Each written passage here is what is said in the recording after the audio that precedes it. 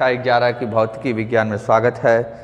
एक बार फिर हम आप लोगों के सामने भौतिकी विज्ञान के संदर्भ में जो बातें हो रही थी उसी पर चर्चा, प्रतिशत त्रुटि पर आधारित क्वेश्चन हम लोग लिख रहे थे। कुछ क्वेश्चंस किए भी गए थे, जो क्वेश्चंस आपकी परीक्षाओं के लिए बड़े उपयोगी थे उनकी चर्चा हमने किया। आज एक और नए टाइप का क्वेश्चन, फिर प्रतिशत त्रुटि आपका जो भी परसेंटेज एरर था, जो क्वेश्चन थे या जो इसकी थियरी थी वो लगभग समाप्त हो जाएगी। फिर उसके बाद हम लोग जो टॉपिक है सार्थक अंक, उसकी चर्चा थोड़ी बहुत करेंगे। सार्थक अंक के बारे में कुछ जानकारी प्राप्त करेंगे। वैसे आप लोग कक्षा 10 में सार्थक अंक 9th में पढ़े होंगे, नहीं पढ़े होंगे तो यहाँ जो उनके नियम हैं, सिद्धांतिक चीज़ें हैं, उनकी भी चर्चा हम आप करेंगे। चलिए देखते हैं। एक द्रव को गर्म करने पर इसका ताप 20 ± 0.1 सेंटीग्रेड है।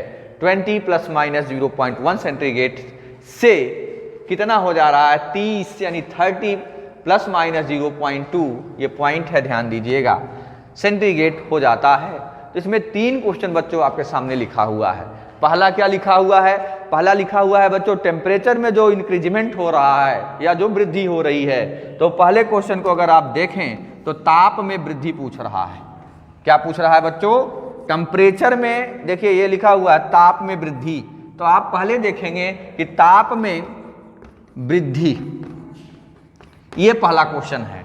तो ताप में वृद्धि आप देखिए 20 से कितना हो रही बच्चों, 30 हो जा रही है। तो 20 से 30 होने का मतलब ये है कि अगर हम देखें इनिशियल वैल्यू या प्रारंभिक ताप जो है, क्या प्रारंभिक ताप का मान अगर हम कहें θ1, थीटा ले लेते हैं, तथा अंतिम क्या लेंगे बच्चों, अंतिम ताप का मान क्या लेंगे, θ2। ये बहुत महत्वपूर्ण क्वेश्चन है, इसलिए आपको बताएं कि जो नीट का पेपर होता है उसमें ये एक क्वेश्चन जरूर पूछा जाता रहता है इसी पर। कभी कभी ये भी पूछा जाएगा या ये न पूछा जाएगा, तो हो सकता है आपसे इसके पहले जो क्वेश्चन बताए गए हैं उनको पूछ ले। तो हमने मान लिया कि ताप में जो वृद्धि हो रही है प्रारंभिक θ1 से अंतिम ताप θ2 हो जा रही है। तो आप देखिए अगर इसको हम क्या मान लें, ये हमारा क्या है, θ1 है और ये क्या है, θ2 है, और प्लस माइनस लगाइए, ये डेल्टा θ2 होगा और ये बच्चों क्या होगा, डेल्टा θ1। बस यही समझने की जरूरत है। यानी कि जो हमारा प्रारंभिक टेम्परेचर था, प्रारंभिक ताप, उसको अगर देखें θ1 से प्लस माइनस डेल्टा θ1 लिखा हुआ है। ये जो लिखा हुआ है यही लिखा हुआ है बच्चों, यही समझने की जरूरत है। इसकी चर्चा हम पिछली कक्षाओं में कर चुके हैं। आगे अगर देखें दूसरे केस में अगर हम देखते हैं तो वही केस आएगा θ2 प्लस माइनस डेल्टा θ2। अब यहाँ पर 2 क्वेश्चनों का आंसर आपके सामने मिल गया। पहला क्या है, इसमें अधिकतम संभावित त्रुटि, और पहला क्या है, ताप में वृद्धि। 2 क्वेश्चन आपके सामने मिल गए। अगर हम कहें कि ताप में कितनी वृद्धि हुई तो θ2 में आप क्या करिए, माइनस θ1 कर दीजिए। तो देखिए θ2 का मान कितना है बच्चों, 30 है। कितना है, 30, और 30 में आप कितना घटाएंगे, 20। तो ये आ जाएगा क्या, जो थीटा में परिवर्तन हो रहा है। आप लिख सकते हैं इसको डेल्टा थीटा भी लिख सकते हैं, कोई दिक्कत नहीं है। यही होने वाली क्या है, ताप में वृद्धि है। यानी डेल्टा थीटा क्या है, ताप में वृद्धि कितनी हुई बच्चों, 10 सेंटीग्रेड। लेकिन यहीं पे बात नहीं समाप्त हो जाती है। आगे क्वेश्चन में फिर लिखता है अधिकतम संभावित त्रुटि। संभावित त्रुटि कौन सी है बच्चों, ये यहां पर घटाना नहीं पड़ेगा, यहां पर θ1 प्लस θ2 को जोड़ देना पड़ेगा। अर्थात आप लिख सकते हैं अधिकतम, मैक्सिमम, ठीक है, अधिकतम संभावित त्रुटि। तो अधिकतम संभावित त्रुटि को हम किस तरीके से देखेंगे, डेल्टा θ1 प्लस डेल्टा θ2। जब तक मैथमेटिकली पोर्शन हम कंप्लीट नहीं कर लेते हैं तब तक हम इस सवाल को हल नहीं कर सकते। तो आइए देखते हैं। पहले तो हमें यह पता चल गया वृद्धि कितने की हो रही है, 10 सेंटीग्रेड की। अब अगर हम कहें अधिकतम संभावित त्रुटि ज्ञात कीजिए, तो आप अधिकतम संभावित त्रुटि भी ज्ञात कर सकते हैं, उसमें कोई दिक्कत नहीं होगी। यानी कि आप डेल्टा θ1 और प्लस डेल्टा θ2 को जोड़ दीजिए, वही हमारी क्या कहलाएगी, होने वाली इस प्रयोग में या इस कार्य में अधिकतम संभावित त्रुटि। तो लिखते हैं हम अधिकतम संभावित त्रुटि बराबर क्या होगा बच्चों, ये होगा डेल्टा θ1 प्लस डेल्टा थीटा 2। जब तक सैद्धांतिक चीज़ों को हम समझ नहीं पाएंगे तब तक हम उसको कंप्लीट नहीं कर पाएंगे। इसलिए अधिकतम संभावित त्रुटि का मान हो गया। अब इसको आप जोड़ दीजिए 0.1 और प्लस माइनस लगा दीजिएगा 0.2 और इसको जोड़ेंगे तो आएगा 0.3 सेंटीग्रेड। ये मिल गई क्या? अधिकतम संभावित त्रुटि। आगे कह रहा है कि आप अधिकतम संभावित त्रुटि के साथ साथ अधिकतम संभावित प्रतिशत त्रुटि ज्ञात कीजिए। क्या ज्ञात करना है? अधिकतम संभावित प्रतिशत त्रुटि। तो आप जानते हैं अधिकतम संभावित अगर त्रुटि है उसको हम इस फॉर्म में लिख सकते हैं कि नहीं, delta theta upon theta into 100, यही इसकी अधिकतम संभावित त्रुटि होगी। और दिस इज इक्वल टू आप क्या लिखेंगे? डेल्टा थीटा 1 अपान डेल्टा, यहाँ थीटा 1 लिख देंगे, इंटू 100। फार्मूला बनाना आना चाहिए। अगर नहीं आता है तब आपके लिए काम क्या हो जाएगा? कठिन हो जाएगा।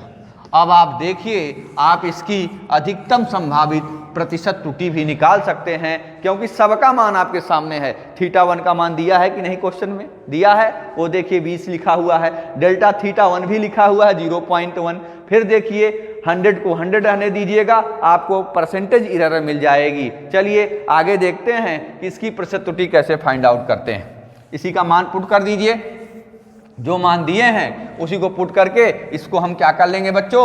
हल कर लेंगे। यानी कि अधिकतम संभावित त्रुटि हम कब देखे? जब हम किसी द्रव को गर्म कर रहे थे और गर्म करने पर उसका मान हम देख रहे थे, उसका टेम्परेचर इंक्रीज हो जाए। सीधी सी बात है, पानी को आप उबालिए, ठीक है, उसका टेम्परेचर इंक्रीज करेगा।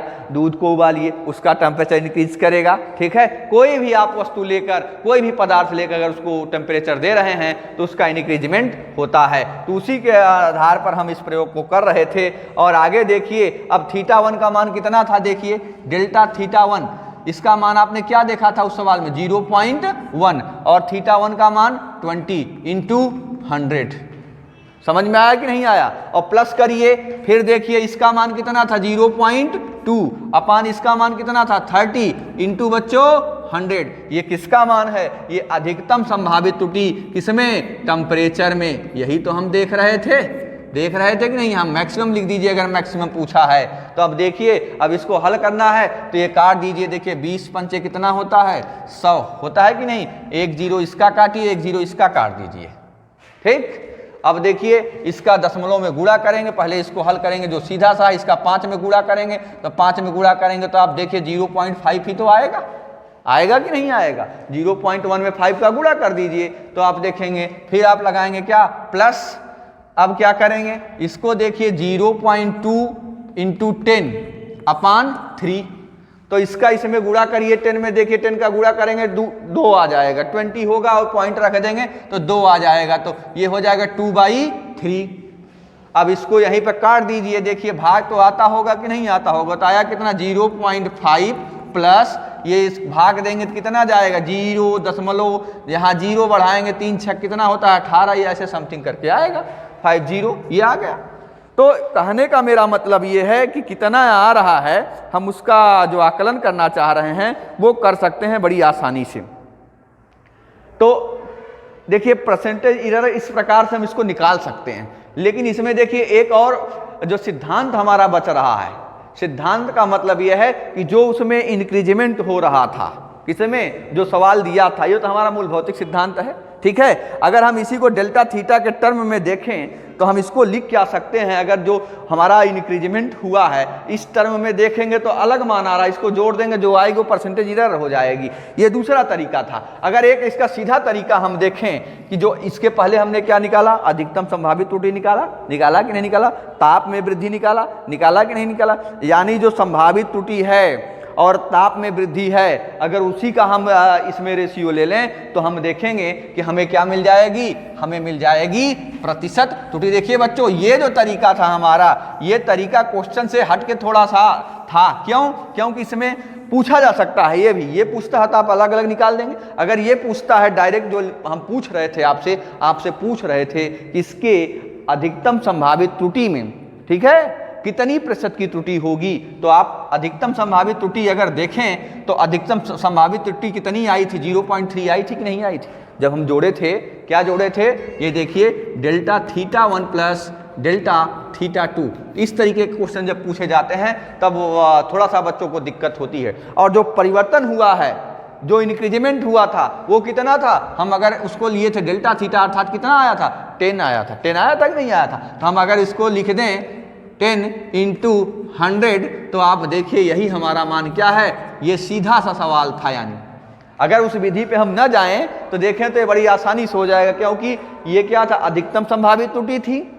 ये क्या थी, उसके टेम्परेचर में वृद्धि थी, इंटू 100 कर दिए तो उसमें अधिकतम संभावित प्रतिशत त्रुटि का मान मिल गया। हम लिख सकते हैं क्या, अधिकतम संभावित प्रतिशत त्रुटि। देखिए बच्चों, पूछने वाले का तरीका क्या है क्वेश्चन पे, ये बहुत विशेष ध्यान दीजिएगा, तभी आप समझ पाएंगे। तो आप लिखेंगे 0.3/10 इंटू 100। अब इसको देखिए, काटिए, देखिए 10 धम्मा 100 होता है, 0.3 में 10 का मल्टीप्लीकेशन करें कितना आया, 3% आ गया। यानी उस वाली त्रुटि से इस वाली त्रुटि में अंतर आया कि नहीं आया। इसीलिए जब दोनों को साथ लेते हैं जो हमारा फाइनल रिजल्ट आ रहा है वो 3% आ रहा है। इसके पहले जो प्रतिशत त्रुटि निकाले तो उसका मान कुछ कम था, यानी वो एक्सपेरिमेंटली ज़्यादा उपयोगी थी, लेकिन ये कम। लेकिन आपसे पूछा यही गया था क्वेश्चन में कि किसी द्रव को अगर बढ़ाया जाए उसका टेम्परेचर तो उसमें होने वाली अधिकतम संभावित त्रुटि यही प्राप्त होगी। अगर आप नहीं समझ पाए हैं एक क्वेश्चन और ले लीजिए, उसको भी कर लेंगे तो कॉन्सेप्ट जरूर क्लियर हो जाएगा। और जब कॉन्सेप्ट क्लियर हो जाएगा तो फिजिक्स क्या करेगी, रन करेगी, दौड़ेगी, भागेगी, वेलोसिटी से चलेगी, प्रकाश की चाल से चलेगी। प्रकाश की चाल कितनी होती है ये आप जानते हैं, बताने की जरूरत नहीं है। अब आगे देखिए क्वेश्चन हम और कह रहे हैं कि एक द्रव को गर्म किया जाता है, उसका ताप कितना कर दे रहे हैं, उसका ताप हम कर दे रहे हैं 30 प्लस माइनस, बोलिए लिख देते हैं 0.5 सेंटीग्रेड। ये प्रारंभिक टेम्परेचर है। कौन सा टेम्परेचर है, बोलिए प्रारंभिक ताप। अगर हम कहें अंतिम ताप कितना दिया है उस क्वेश्चन में, उसने लिख दिया 40 प्लस माइनस 0.2 सेंटीग्रेड।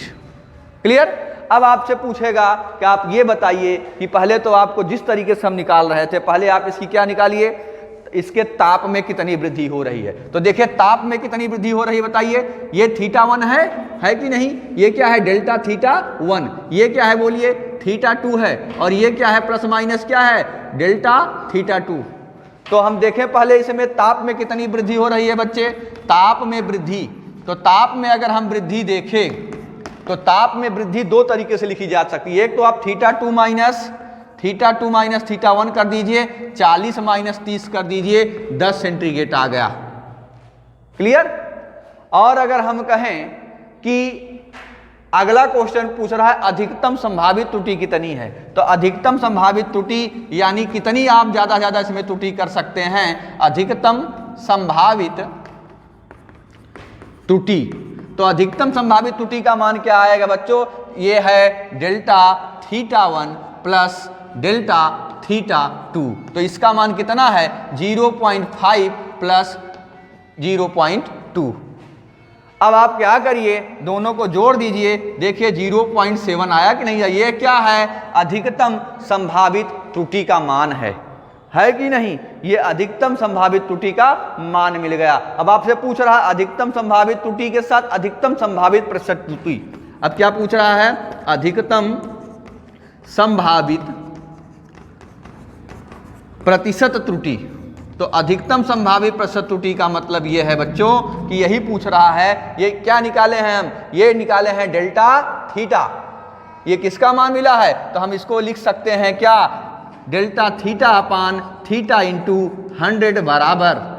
तो आप देखिए ये किसका मान था, ये थीटा का मान है, वृद्धि है कि नहीं है, रख दीजिए इसमें। डेल्टा थीटा का मान 0.7 अपान ये थीटा का मान कितना आया है, 10 आया है, यही वृद्धि हो रही थी। और ये आप यहाँ 100 कर देंगे, ये फिर कटेगा, 10 का गुणा करेंगे, ये आ जाएगा कितना, 7%। देखिए हमने सिर्फ इसमें होने वाली त्रुटि, संभावित त्रुटि का मान इंक्रीजमेंट किया तो देखिए 7% हो गया। इसके पहले कितना आया था? 3% आया था। आपसे अगर कोई पूछे कि किए गए प्रयोग में सबसे यथार्थ मान किसका है तो आप किसको बताओगे? आप बताओगे 3% वाले को, 7% वालों के नहीं। क्यों? क्योंकि इसमें जितनी कम प्रतिशत त्रुटि होगी उसका परीक्षण आप उतनी ही सावधानी से किए होंगे। आइए एक क्वेश्चन और ले लेते हैं जिससे आपका कॉन्सेप्ट पूरी तरीके से कंप्लीट हो जाए, फिर चिल्लाने की जरूरत न पड़े कि सर हमें ये समझ में नहीं आया। हो सकता है पहली बार जो क्वेश्चन बताया उसमें कम समझ में आया हो, इसको बताया तो थोड़ा अच्छा समझ में आया, एक और देख लेते हैं तो और अच्छे समझ में आ जाएगा। चलिए इस बार हम क्या करते हैं, इस बार हम यहाँ पर कुछ नहीं करते हैं, यहाँ लिख देते हैं इसकी वैल्यू को बदल के, इसको सेम रहने देते हैं, पूरे को हटा देते हैं। चलिए नया मान लेते हैं, एक और मान लेते हैं, क्या लिख देते हैं 35 और प्लस माइनस 0.5 सेंटीग्रेड। क्लियर? और यहाँ लिख देते हैं क्या बच्चे 55 और प्लस माइनस 0.2 सेंटीग्रेड। अब देखते हैं इसके मान में क्या परिवर्तन होता है। तो सबसे पहले देखें क्या, ताप में वृद्धि। क्या देखना है बच्चों? ताप में वृद्धि। तो ताप में वृद्धि देखिए कहाँ से कहाँ तक, ये देखिए θ1 है और ये क्या है θ2 है, ये क्या है डेल्टा θ1 है, ये डेल्टा θ2 है। बस देखिए ताप में वृद्धि कितनी हुई है, θ2 माइनस θ1, और ये किसका मान बताएगा? थीटा का मान बताएगा। यही वृद्धि है थीटा में। तो 55 में क्या करिए, 55 माइनस 35 कर दीजिए, ये आ गया कितना 20 सेंटीग्रेड, अर्थात थीटा बराबर ताप में वृद्धि कितनी कर दिए थे हम 20 सेंटीग्रेड। क्लियर? आगे देखिए, अब हम कहें कि ताप में अधिकतम संभावित त्रुटि, ताप में अधिकतम क्या देख रहे हैं बच्चों? संभावित त्रुटि। तो इसका मान अगर देखें तो ये लिखेंगे डेल्टा θ1 और प्लस डेल्टा θ2, इसका मान आएगा 0.5 plus 0.2। This is equal to कितना मिला बच्चों? 0.7 सेंटीग्रेड। अब आप निकाल सकते हैं क्या अधिकतम, बोलिए अधिकतम संभावित क्या प्रतिशत त्रुटि। यह इस प्रतिशत त्रुटि का आखिरी क्वेश्चन लगभग होगा।